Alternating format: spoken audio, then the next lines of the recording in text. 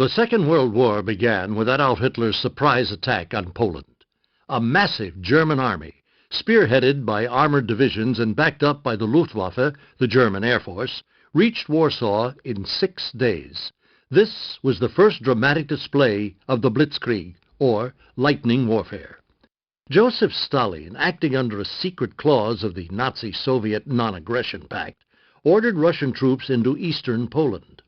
Poland collapsed and was dismembered, and the first of millions of Polish Jews were murdered. In November, Soviet forces invaded Finland.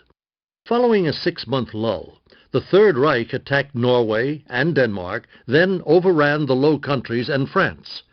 Germany's style of brilliant, highly mobile mechanized warfare stunned the West.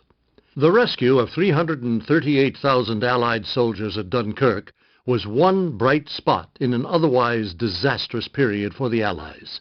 Days after Fascist Italy under Benito Mussolini declared war on the Allies, the Germans marched into Paris. France capitulated and was divided into 2 zones. The German-occupied north and Vichy, the pro-German puppet state in the south. Meanwhile, Stalin annexed the Baltic states and Moldavia. Winston Churchill, self-confident and pugnacious, pledged that Britain would fight if necessary for years, if necessary alone.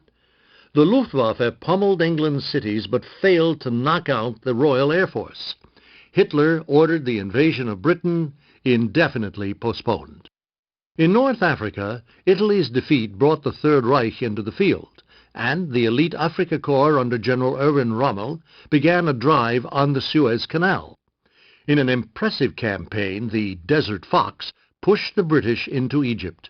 Meanwhile, German forces quickly crushed Yugoslavia and Greece and took Crete in a spectacular airborne assault. In June 1941, Hitler tore up his pact with Stalin and plunged into Russia with 3 million men. Along a 2,000-mile front, entire Russian divisions melted away under the shock of the German assault. The Germans captured Smolensk and besieged Leningrad, while in the south, Kiev and Odessa fell. By the end of the year, Hitler's armies touched the outskirts of the Soviet capital. But during an unusually harsh winter, the Germans failed to take Moscow, and the Russians pushed them back in the spring. Hitler then unleashed a new offensive aimed at the Crimea and the rich oil fields in the Caucasus. He laid siege to the vital transportation hub, Stalingrad, but a Russian counteroffensive under General Zhukov trapped and annihilated the German Sixth Army in a titanic battle. Hitler ordered a new armored attack, initiating the war's main encounter between the Russian and German armies. The campaign cost the Germans 1 million men.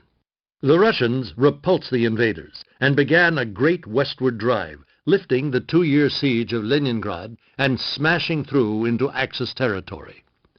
In the first half of 1942, Rommel's spirited offensive in North Africa hurled the British back and captured Tobruk. But Rommel's advance was checked at the decisive Battle of El Alamein. British Field Marshal Bernard Montgomery then began his own offensive and pushed Rommel into Tunisia.